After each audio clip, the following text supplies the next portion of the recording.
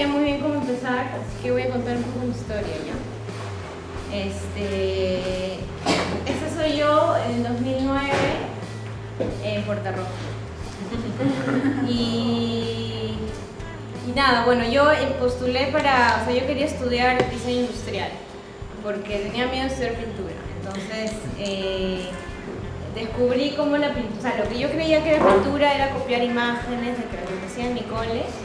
Y luego cuando entré a Puerta Roja y empecé a leer imagen, o sea, a todo lo que ustedes están haciendo con color, con composición, con ritmo, dije, o sea, no podía creer que podía decir un montón de cosas con la pintura en ese momento, ¿no? Entonces me cambié. Y bueno, entré a la universidad y bueno, ustedes saben, la carrera de pintura son 6 años, 2 años de generales, 2 años en los que haces pintura con gente que va a pintura y 2 años de talleres, que es donde he empezado a hacer esta diapositiva. De mi primer proyecto en talleres. En talleres uno escoge un tema libre, o sea, un tema, digamos, y lo va desarrollando, ¿no? Entonces, siempre o sea, me interesaba el tema del ensimismamiento, como ese momento de estar como que dentro de uno mismo, como medio abstracto de todo, y quería representarlo de alguna manera con el paisaje. Entonces, bueno, los temas son ensimismamiento, introspección, efímero, el paisaje y lo intangible. Entonces, lo primero que hice fueron nubes, empecé a trabajar nubes. Y eran formatos medio grandes, ¿no? 1.10 por 1.60. Empecé a trabajar como las texturas de las nubes, quería como representar como ese momento en el que no se puede tocar, pero que de alguna manera estaba representada en las nubes. Y fue una serie de pinturas que hice en ese primer año de talleres.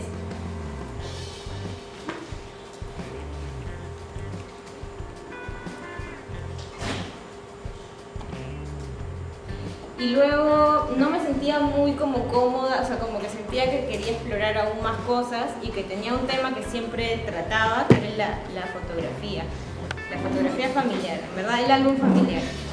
Tenía muchos recuerdos de historias familiares a partir de las fotografías. O sea, mi mamá siempre me contaba historias de las fotos y yo como que no sé si recordaba esos momentos, pero los recordaba porque creo que me los contaba. O sea, y creo que era la manera de contarlos.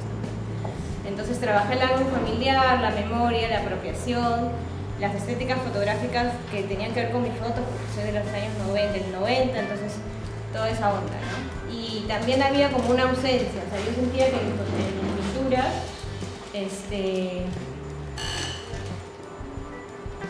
me sentía como que estaba fuera del espacio, como que yo era una niña, como que todo el mundo pasaba muchas cosas, pero que yo estaba muy ensimismada, no sé, encontraba como esa característica en mis fotos.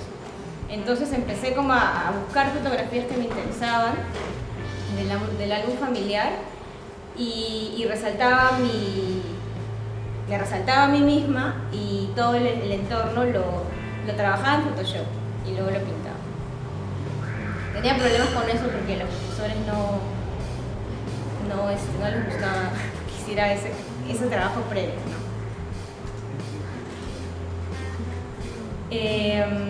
Luego, bueno, seguí explorando en eso. Seguí trabajando esa misma temática, basándome en las fotografías, centrándome en el personaje principal, que era yo. Y como esas escenas en las que me sentía como acompañada, pero sola. Muy emo, ¿no? Y bueno, mi fiesta infantil, como, no sé, sentía que había como momentos en los que todo el mundo estaba ahí y yo estaba, no sé, en otro lugar. Me gustaba mucho las composiciones de las fotografías, empezar a componer con las fotografías que había hecho, las editaba, ¿no? Las picaba y todo. Trabajé dibujos también con el mismo tema.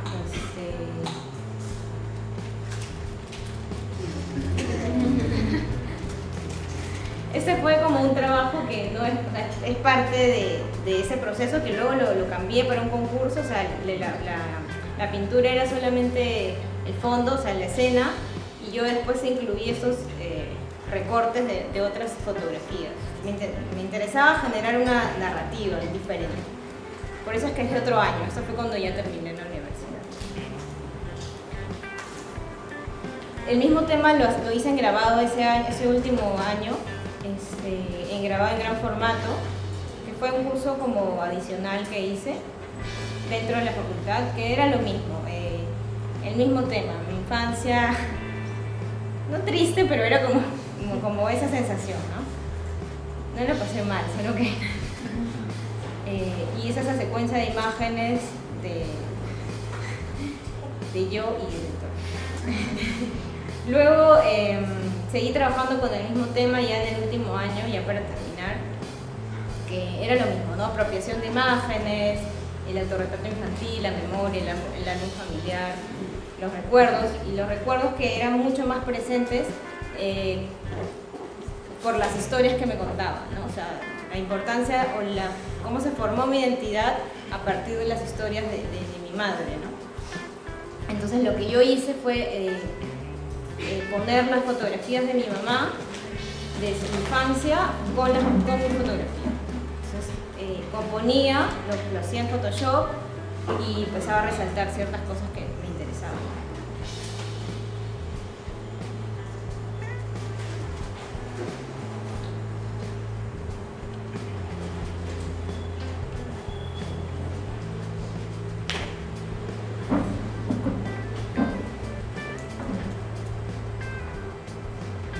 Y ese fue el último que hice, del que más me gustó.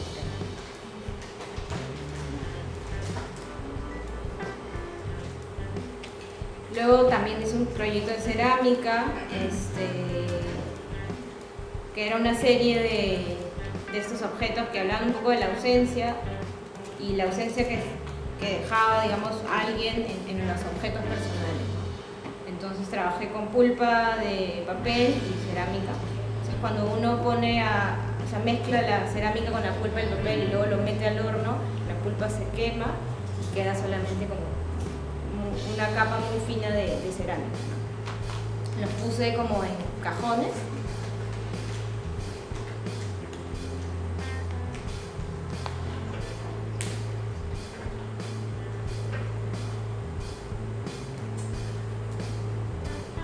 Luego salí de la universidad y estaba como muy conflictuada con qué iba a hacer y qué cosas no había hecho que quería hacer. Entonces, una amiga que estudió grabado, posteaba frases en internet de ella y las que encontraba, ¿no? Y hizo un concurso. Quien ilustraba sus frases se ganaba chela, ¿no? Entonces yo gané y ganó un amigo, que bueno, en ese momento no era mi amigo, y dijimos, ya, ¿qué hacemos? Y teníamos un amigo que es Ibrahim, que ya lo conocen, que hacía fanzine.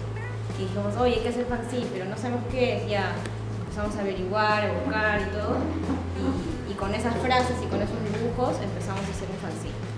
Y nada, fue un proyecto muy bonito que ha terminado este año, bueno, el año pasado, porque yo ya no voy a poder seguir. Y hemos dejado un poco ahí y bueno, son ilustraciones, o sea, empezamos haciendo fanzine, pero luego como que nos dimos cuenta que nos gustaba más ilustrar, hacer prints, o sea, ilustrábamos, lo editábamos y luego lo imprimíamos, ¿no? Y eso lo vendíamos en tiendas, conocimos a mucha gente en ferias, a muchos fanzineros, la verdad es que fue una época muy chévere, de otro mundo, ¿no? Del mundo de la ilustración, como fue bien interesante. Luego perfeccioné como mis habilidades de retoque, porque los primeros dibujos súper mal calados, se veía el lápiz, todo feo, en cambio ahora después ya como que empezamos a perfeccionar. Y fue chévere porque yo en la universidad no nos habían enseñado eso, entonces tuve que aprenderlo, ¿no? Y haciendo lo que me gustaba, que era la ilustración, porque ninguno era diseño gráfico. Yo soy de pintura, Jenny era de grabado y Marco de escultura, entonces era como... Y justo encontramos un lenguaje muy poético que nos unía a los tres. Y esas son algunas ilustraciones que hice ya como al final.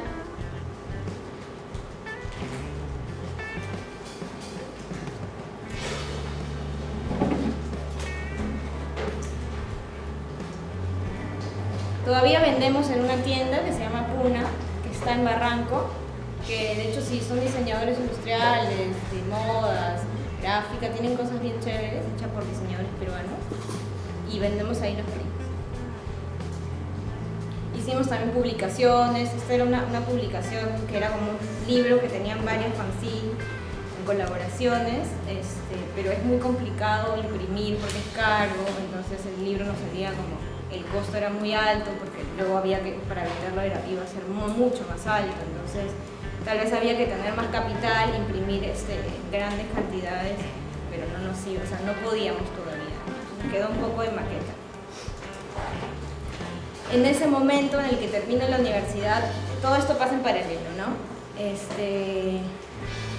Yo termino la universidad, antes de terminar la universidad, en pintura éramos como dos grupos, los roots y nosotros. O sea, los que nos llevábamos bien, pero eran gente como más hippie, que le gustaba más pintar paisajes, de una onda más impresionista, y sentíamos que eso ya no era como... O sea, sentíamos que ya eso se había hecho y que a nosotros no nos interesaba, ¿no? Y ellos expusieron en la universidad y dijimos, pero ¿por qué nosotros no exponemos? O sea, porque sabíamos que lo que hacíamos de repente no iba a gustar. Y nos entró ese bicho de hacer algo, de exponer, y nos juntamos y empezamos a pensar qué teníamos en común nosotros, ¿no? ¿Qué nos había movido a estar en la universidad, a estudiar arte, ¿no? Y bueno, nos unía la generación, ¿no? La generación de los 90. Que creo que nos relaciona mucho, que fue una época como post-conflicto, ¿no? O sea, en la que se reestructuró mucho el país, se descubrieron muchas cosas, y mientras nosotros éramos niños y eso pasaba, la televisión fue como el medio de educación masivo para todos. O sea, todos veíamos dibujos, todos nos educábamos viendo tele, cada uno lo suyo, ¿no? Y en mi caso, a mí, ese es un poco el statement que hice para mi proyecto. Tenía que ver con que yo de niña, no sé por qué, mis papás no me decían ver Disney y esas cosas, y yo veía noticias. O sea, escuchaba mucho las noticias, pero obviamente no las comprendía, pero tenía mucho que ver con capturas de terroristas, con todos esos hechos, veía esas imágenes, eran como muy fuertes. No sé si alguna vez han visto como ese video de Abimael Guzmán bailando el azorro el griego, con un grupo de su secta, todos vestidos con un mismo uniforme, bailando. Era como, me impactaba mucho ver esa imagen, me parecía como me daba miedo, pero también me daba curiosidad. O sea, cómo se componía todo eso, todo lo que pasaba detrás, era como... Entonces yo tenía como muchos recursos visuales que había obtenido de la televisión, y mis memorias también, que tenían que ver con mis recuerdos, que estaban en fotos. Y tenía un video que me interesaba mucho, que era también de un cumpleaños mío, en el que yo estaba como mis pinturas, ¿no? Entonces hice una serie de videos, que fueron lo que les voy a enseñar ahorita. Lucero León Collantes.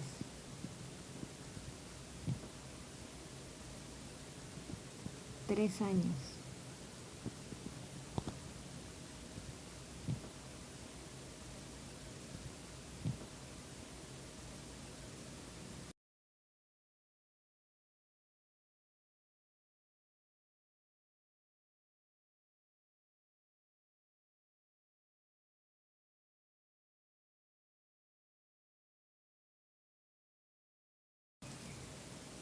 Plaza Rebeca Carrión, 336, San Borja.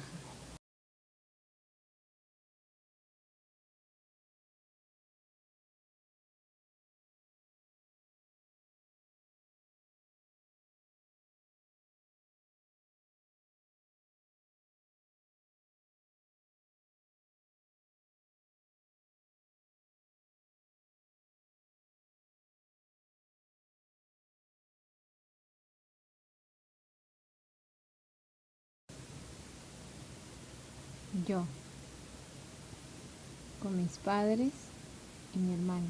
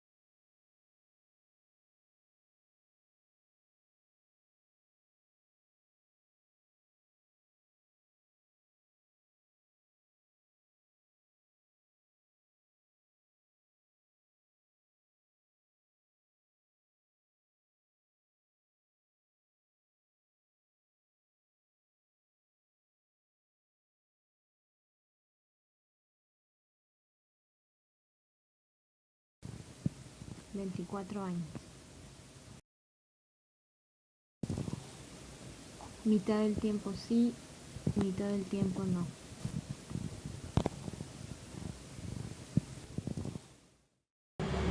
Lo que hice fue juntar esos dos videos de esta fiesta, que fue el cumpleaños, que fue mi cumpleaños, y de este video que fue muy famoso de Ismael, que celebró su cumpleaños. Yo creo que intentaba hacer un paralelo de esos dos espacios y rescatar todas estas imágenes. Fue una exposición que presentamos el proyecto a la Escuela de Bellas Artes, y había una convocatoria para exposiciones colectivas. Entonces, llegamos a entrar y con esos amigos cada uno hizo un proyecto relacionado en ese contexto de los 90s y los objetos culturales que nos habían influenciado. Y bueno, este fue otro video, no sé si tienen una idea de qué fragmento es este video. Sí, ¿no? Es Fujimori cuando dice eso está como en el imaginario de todas estas imágenes, ¿no? Que obviamente no sale Fujimori, pero no todo poner para saber de qué trata. Entonces era un poco eso. Fue una experiencia muy chévere. No sé si se acuerdan de la expo de Verónica y Álvaro, lo curó Raúl, y Raúl es amigo mío y él fue el curador de esa exposición también. Fue su primera muestra que curó. Bueno, y luego de esa exposición continué haciendo más trabajo. Ya había salido de la universidad en el 2016 y habían algunos concursos, entonces seguía participando. Esto fue para un concurso británico que intervine las hojas finales de unos libros, y empecé como a sacar pequeñas frases y hacer dibujos, ¿no? Lápiz sobre dibujos sobre hojas de libro. Son más que todo trabajos sueltos, que esto fue como para ya una vez que fui seleccionada para el concurso, ¿no? No gané, pero ahí está. Tiene mucha referencia a mis pinturas, a mis primeras pinturas, ¿no? El hecho de la narración a partir de pequeños fragmentos de imágenes. Y luego ya viene otra etapa de mi vida, porque termino la universidad como pensando mucho en que no sabía qué quería hacer, no sabía si seguir como trabajando como artista. Me conflictuaba mucho el tema de que ya no quería como producir obra que solo entendían mis amigos, que solo entendía un grupo de personas, que solamente se centraba como en una galería. Sentía que faltaba algo más, que yo me había olvidado, y que encontraba o que tenía ciertas luces de que podía hacer educación, pero no sabía cómo. O sea, no tenía ideas de cómo hacerlo. O sea, no quería hacer un taller, no tenía un concepto de cómo unir el arte como yo quería y la educación como yo quería. Y me metí a un taller que se llamaba Escuela Disruptiva en Fundación Telefónica, se llamaba Escuela Disruptiva, que la idea era disrumpir en el sistema educativo formal. O sea, daban herramientas a docentes para que tu clase, digamos, no fuera del mismo formato de metodologías obsoletas que se usan, sino que fueran de otra manera. Y me metí, estuve yendo y había que inscribirse una semana antes. Entonces yo me voy a inscribir para otra sesión y entro, no sé cómo, a la página de España. Y encuentro un video, que es este video, que me cambió la vida. Y Luis Camitzer, y ella es María Caso. Luis Camitzer es un artista uruguayo que, digamos, que se considera artista, pero también es educador. Para él ser un artista es ser educador también, ¿no? Y en este video, en esta ponencia, se llama The Rubens a Damian Hirst, que no sé si saben quién es este artista contemporáneo.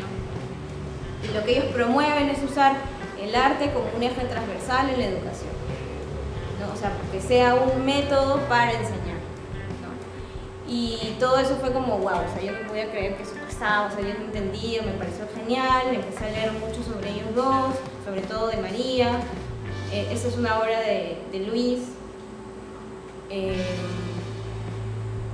Entonces empecé a investigar el tema de educación Y tengo un amigo, Eduardo, que estudió conmigo pintura, que desde que entró a la universidad quiso estudiar educación artística, pero educación artística pues al final terminas saliéndote porque no hay nadie que postula contigo, no hay nadie que te incentive a estudiar educación artística. Tú estudias 2 años generales y luego te vas a la facultad de educación, estás totalmente desligado de arte. Entonces no hay una coherencia, digamos, con la educación artística.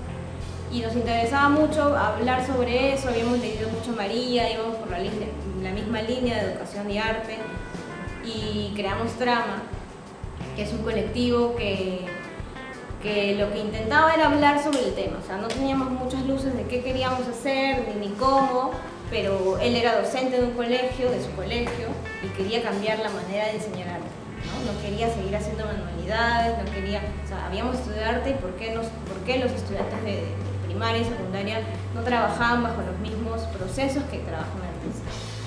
Entonces conocimos a Sandra, que la conocimos en un congreso de educación. Ella estudia educación artística en Bellas Artes, que es diferente, que me parece que tiene un mejor enfoque, que llevas la carrera con los demás, entonces me parece que está mejor hecho. Y bueno, la unimos al grupo y ahora trabajamos los tres. Habíamos encontrado que el arte para la sociedad en general era incomprensible, era expresivo solamente, era bello, era elitista, era solamente un producto, era meramente técnico, ¿no? Y eso ha influenciado a que los medios de comunicación nos venden como mucha imagen, pero no sabemos cómo leerla, y al final tenemos una analfabetización visual. O sea, nosotros podemos leer imágenes porque somos artistas, porque hemos aprendido ahora a leer cómo se usa la forma, el color, el ritmo, pero la mayoría de personas no. O sea, ¿y cómo es posible que sepamos leer, pero no sepamos leer imágenes, ¿no? Cuando todo en realidad es visual hoy en día? Y sumado a esto, como cuando todo es visual, sin embargo el colegio se vuelve un espacio competitivo, solamente importan las letras y las ciencias, es muy jerárquico, el profesor está aquí, los alumnos están por debajo de él, es muy parametrada, es aburrida, ¿no? O sea, cuando no tienes placer, en realidad no aprendes. Y eso se convierte en que el arte en el colegio pues es expresivo, es bonito, son manualidades. No está mal, pero hay más que eso, ¿no?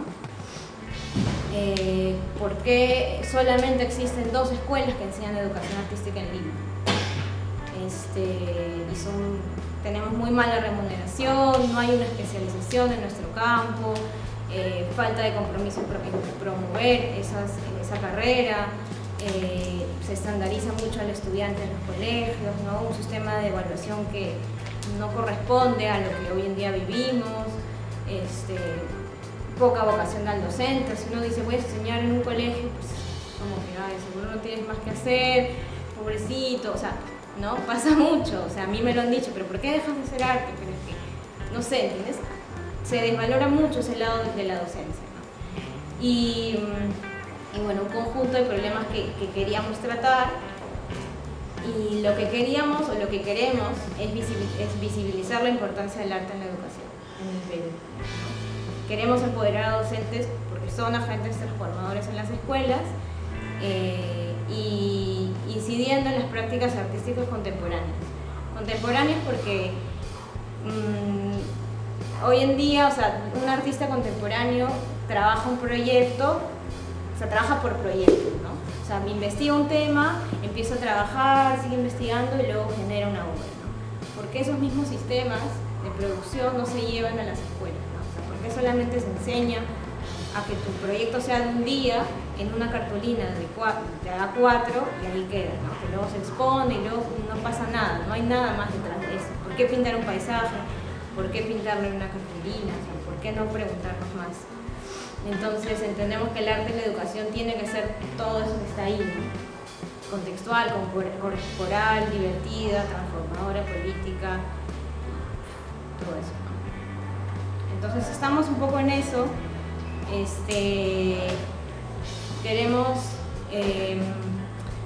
Estamos entrevistando artistas como de nuestra generación, que nos cuentan sus experiencias como artistas, como alumnos y como docentes que han tenido la oportunidad. y llevar eso a las escuelas, porque mucha referencia de artistas en las escuelas no se tiene, ¿no? O sea, nadie sabe qué artistas de tu país están, ¿no? Y mujeres menos. Entonces, lo que queremos es llevar esos artistas a las escuelas, trabajar con los alumnos, que produzcan obra con ellos.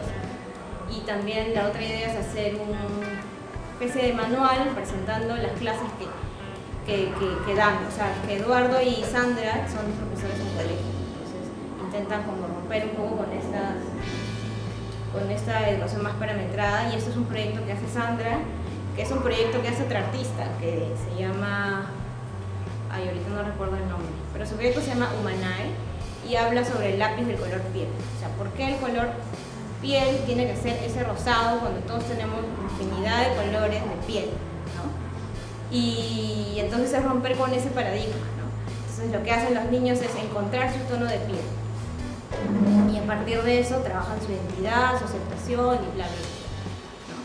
Entonces es eso, mostrar los proyectos que hacemos en las escuelas y no es decir hazlo como lo hago yo, sino mostrar más opciones y de repente lo adaptas porque en realidad cada contexto educativo es muy diferente. Entonces en todo eso yo descubro que María Caso, esta mujer que admiraba tanto, enseñaba en máster en Madrid. Y me voy a estudiar a Madrid el máster de educación artística en instituciones sociales y culturales. No fue un máster de educación básica porque es un máster para, como dice el nombre, instituciones culturales y sociales, o sea, museos, centros de arte, incluso espacios como de salud también. Y me fui 11 meses al barrio de Lucero, que se llamaba como yo. Era muy gracioso porque la estación del metro decía Lucero, el kebab decía Lucero, la veterinaria, era como, todo era... Y bueno, estuve ahí 11 meses, que fueron como muy complicados, o sea, no complicados, estuvo muy bien, pero extrañaba mucho comer. O sea, yo pensaba que eso era mentira, que eso lo había inventado Marca Perú y no sé qué. Pero era cierto, o sea, bueno, para mí, o sea, lo que más extrañaba era comer. O sea, comer ají, choclo, o sea, todas esas cosas quería comerlas. Y encontré que en la comida, o sea, y también conversaba mucho con migrantes, que en la comida había mucha conexión con nuestra identidad, o sea, con quién éramos, o sea, lo primero que haces cuando llegas a otro lugar es comer, es lo que comen esas personas y conoces quiénes son esas personas. Entonces sentía que había mucho potencial en el tema de la comida y decidí que mi trabajo final de máster tuviera que ver con eso. La comida implicaba las prácticas artísticas colaborativas como una herramienta educativa. Era un estudio de caso en la comunidad latinoamericana en Madrid. Yo quería que fueran peruanas, pero me fue difícil contactar con un grupo grande. O sea, escribí, me acuerdo, a toda la lista de grupos de peruanos que habían en Madrid. Solo me contestaron 2 y uno me dijo que qué trataba, le conté y no me respondió, y el otro contacté con una señora muy buena de un grupo de migrantes en España y me dijo que sí, me llevó como a un lugar. Ella iba a un espacio que se había creado en una iglesia hace como 12 años, en la que se juntaban mujeres migrantes, mayormente latinas, ¿ya? Que trabajaban en casa, porque ese es el trabajo que tienen muchos migrantes latinos en Europa, ¿no? En muchas partes de Europa. Entonces ellas lo que hacían era juntarse en este espacio que les brindaba la iglesia para hacer jugar cartas, hacer manualidades. Entonces converso con la señora que se encargaba del grupo, una psicóloga ecuatoriana muy buena, que yo le dije que quería hacer el proyecto, o sea, un taller, y me dijo que sí. Entonces tenía muy poco tiempo, en verdad, o sea, para hacer un proyecto como hacer un trabajo final es como muy poco tiempo porque hay que hacer el teórico, hay que hacer el práctico. Y trabajé con estas señoras 3 semanas investigando acerca de cómo era su relación con la comida de su país y en el lugar que se encontraban, cómo había sido ese proceso, qué tanto extrañaban. Entonces empezamos a hacer un mapeo, que es como una de las prácticas artísticas colaborativas. Es una tendencia como me parece muy chévere, que tiene que ver con participación y colaboración de los demás.